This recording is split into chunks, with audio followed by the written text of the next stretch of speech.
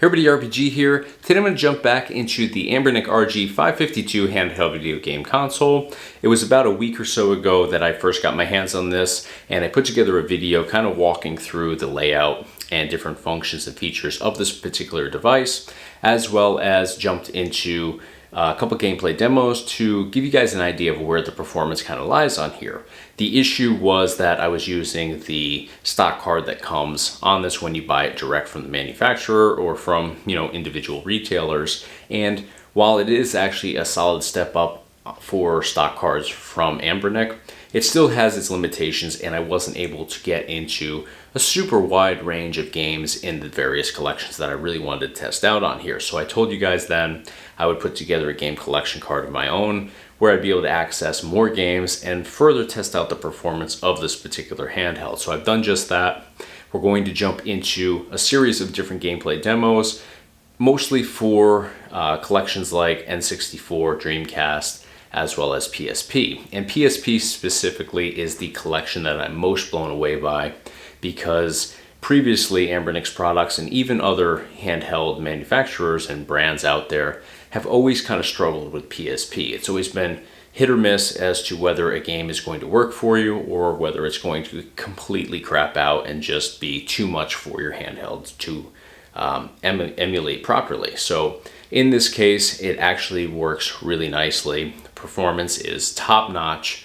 Not to say that you aren't going to have certain titles that don't work well, but the majority of your PSP titles will work really nicely. So I don't want to get too ahead of myself here. Let's jump into the gameplay demos and take a look at the performance of the Anbernic RG552.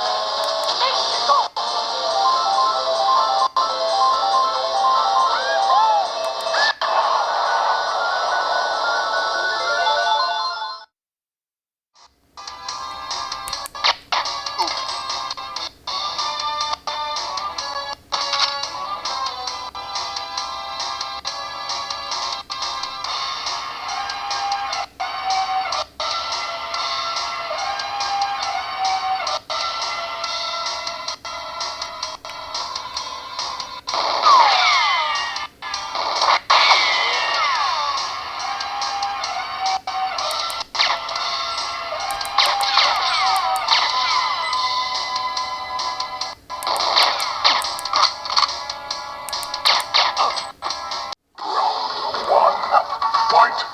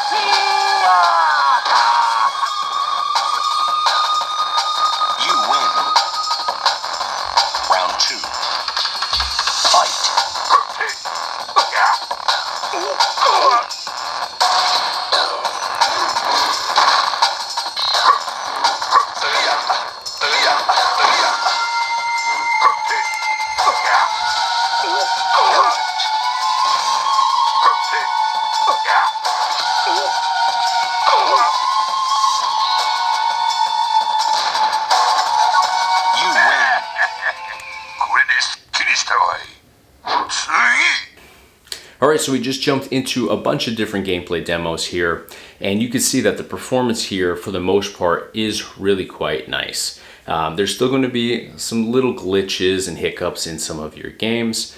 That's to be, expected on a handheld emulating a wide range of different collections, but N64 specifically is one of those collections, regardless of whether you're emulating N64 games on a handheld like this or on like a Raspberry Pi 4, for example. There's always going to be some limitations there. It's just a really tricky system to be able to emulate the games for. So in addition to that though, Dreamcast on here works really nicely, and PSP, as I said before, I couldn't keep my mouth shut on it. I'm just so blown away by how well PSP works on here. But PSP is really quite nice. It's a high level of performance here, and it's something that I haven't seen on any other handhelds out there.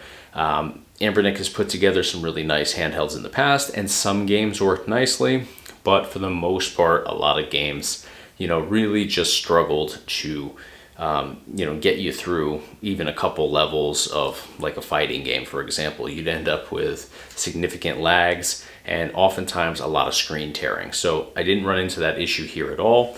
Not to say again that there's not an occasional hiccup or slight little glitch in your game, but nothing that makes any of these games, totally unplayable or frustrating to dive into. So another thing with N64, and I didn't actually dive into this game on this video, but I did on the original one, and it was Cruisin' World. There's, intermittent glitches, but for the most part, that game is definitely playable on here, and everything prior to this that Anbernic has put out always struggled with that game. So that's another indication that this particular handheld console is a solid step up in performance and quality from what Anbernic has put out previously. Now, with the step up in performance, there is definitely a significant step up in the price of this handheld. So you really have to kind of gauge what your expectations are and how much money you're looking to spend when deciding which handheld you want to go with.